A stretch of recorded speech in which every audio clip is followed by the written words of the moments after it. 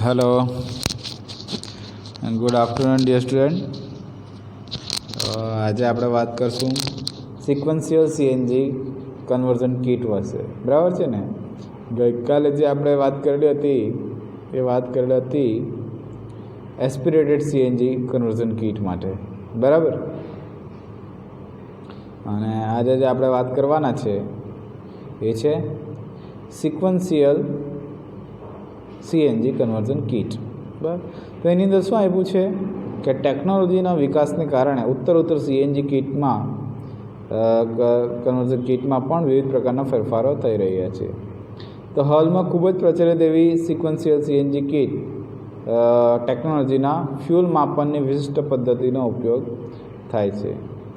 તો આ પદ્ધતિમાં આપણે એન્જિનના દરેક સિલિન્ડરના કેટલા પ્રમાણમાં એટલે કેટલા કદનો વોલ્યુમ એનો શું હોય, બરાબર, તે હિસાબે બરાબર એટલે સીએનજી ગેસ ઇન્જેક્ટ કરવો તેની માત્રા ECU દ્વારા નક્કી કરવામાં આવે છે, બરાબર।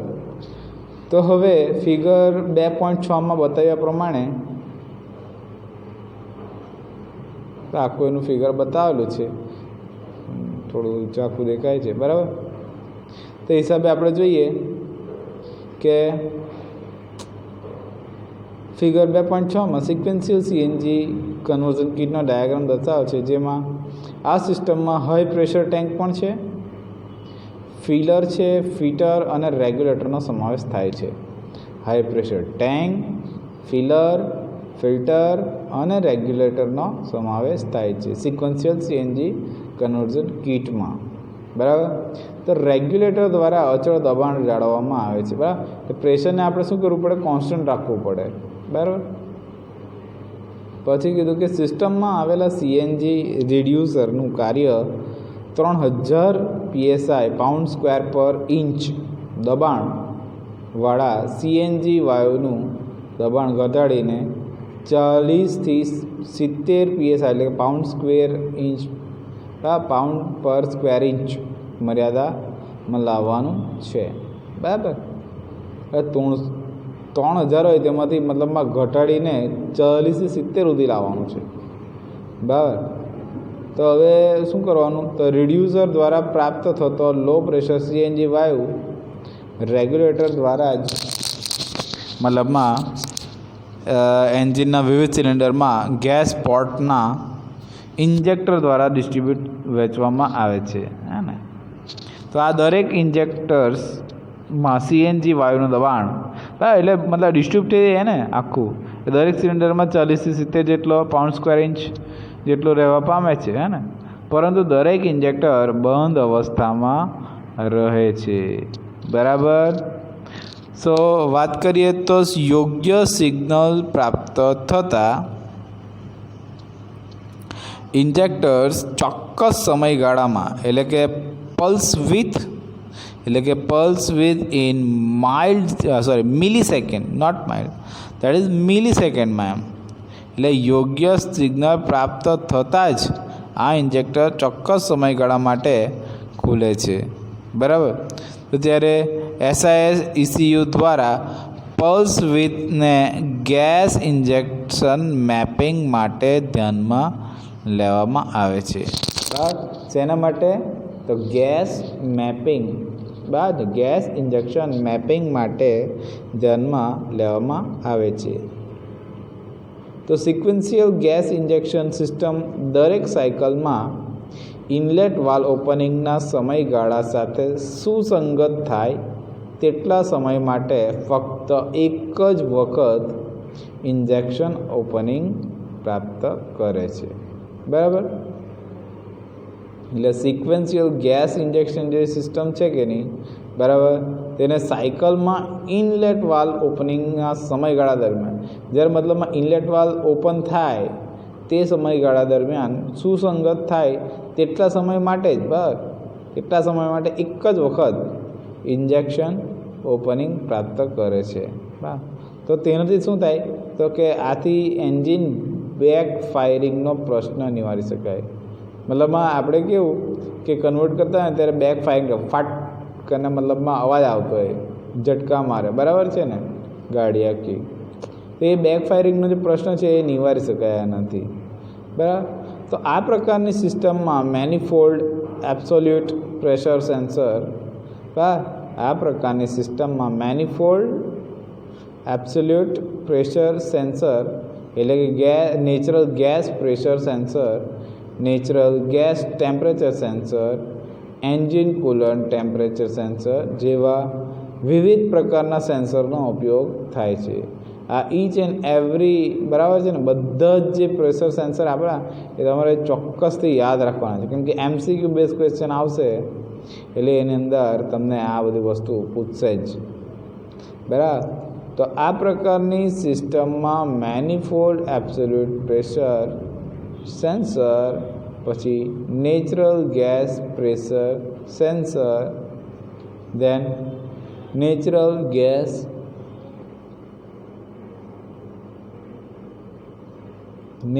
ગેસ ટેમ્પરેચર સેન્સર અને લાસ્ટમાં આપ્યું છે એન્જિન કુલન્ટ ટેમ્પરેચર સેન્સર જેવા વિવિધ પ્રકારના સેન્સરનો ઉપયોગ થાય છે. ક્લિયર? ચાલો, તો હવે વાત કરીએ સિક્વેન્શિયલ એટલે કે CNG કન્વર્ઝન સિસ્ટમના ફાયદાઓ તથા ગેરફાયદાઓ વિશે. તો ફાયદાઓ તરીકે મને અહીંયા કીધું છે કે ઉચ્ચ કક્ષામાં થતું CNGનું નિયંત્રણ, બરાબર છે, એ મોટામાં મોટો ફાયદો છે.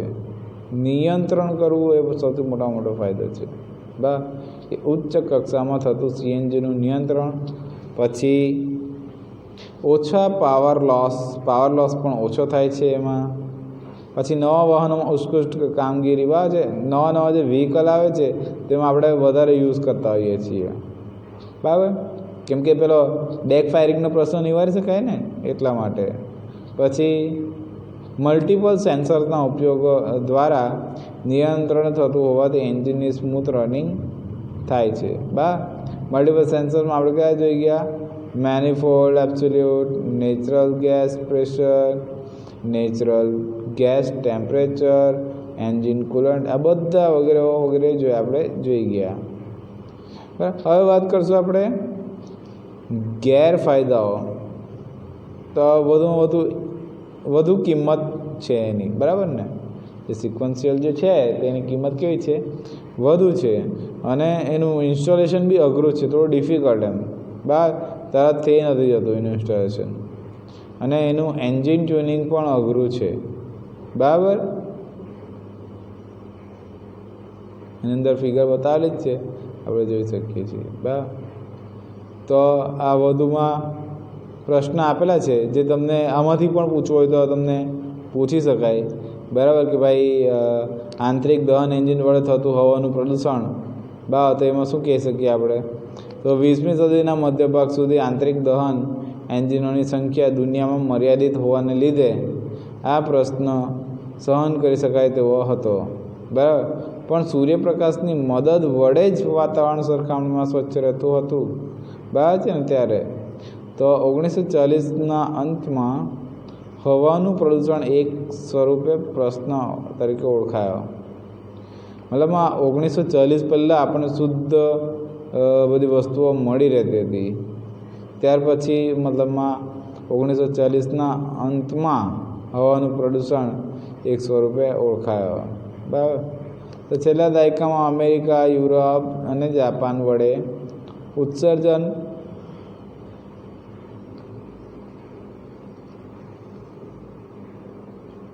ઉત્સર્જન અંગેના ધારાધોરણો નક્કી કરાયા, બરાબર ને. તો એન્જિનને વધુ બળતણ કાર્યક્ષમ અને એન્જિનનો નિષ્કાસ યોગ્ય ઉપચાર એટલે કે ટ્રીટમેન્ટ દ્વારા વાહન વડે થતા ઉત્સર્જનના હાઇડ્રોકાર્બન HC, આપણે કે કાર્બન ડાયોક્સાઇડ, NOx આશરે કેટલા ટકા ઘટી ગયું? તો 95% જેટલું ઘટાડી શકાયા, બરાબર. કારણ કે આ ધોરણો યુરોપમાં બનાવાયા અને મોટાભાગના યુરોપિયન દેશો વડે અપનાવાયા પણ છે. તો તેથી તેઓ EU અથવા તો યુરો માનકો સ્ટાન્ડર્ડ તરીકે ઓળખાયા, હે ને.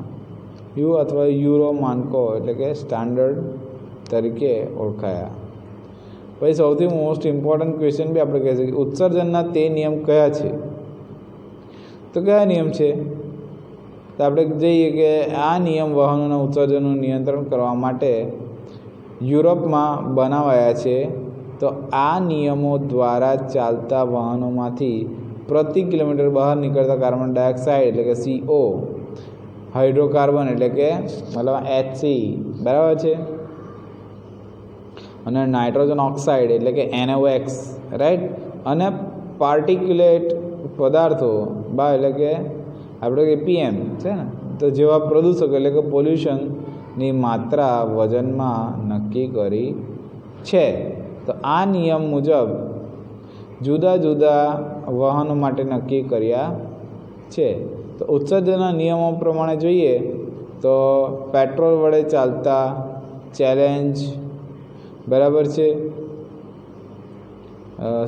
પેટ્રોલ વડે ચાલતા પેસેન્જર વાહનો માટે આંતરરાષ્ટ્રીય યુરો એટલે કે નિયમ ટેબલ બનાવવામાં આવ્યા, જ્યારે આપણે સ્વીકારેલા નિયમો 2.2માં છે.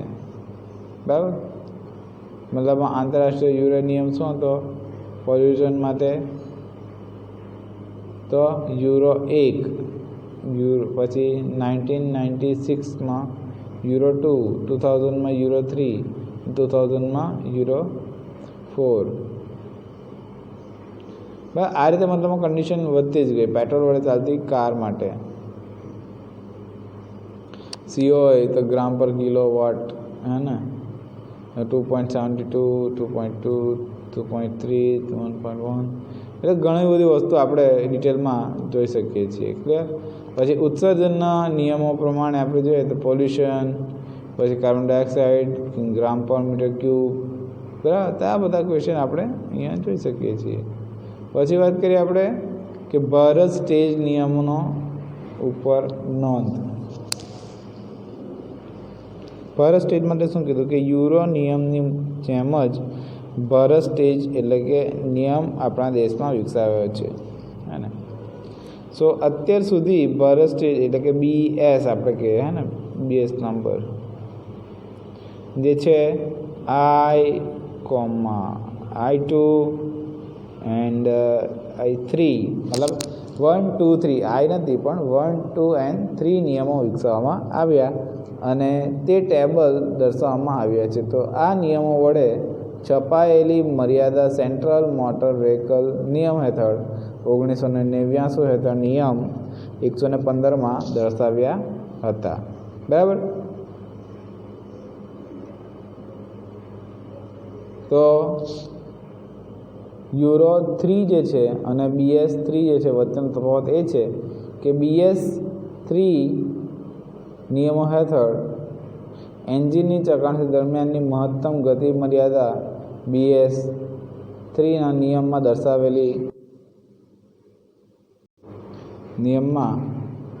દર્શાવેલી મર્યાદા જેટલી હોવી જોઈએ હે ને, એટલે 60 આપણે કહી શકીએ કે તે 70 km/h છે. બરાબર, તો જ્યારે યુરો 3 જે છે માં તે ગતિ મર્યાદા એની 120 km/h છે. તો તે સિવાય ઉત્સર્જનની મર્યાદા જોવા જોઈએ આપણે તો એની મદ અંશે બંનેમાં સરખી જ હોય.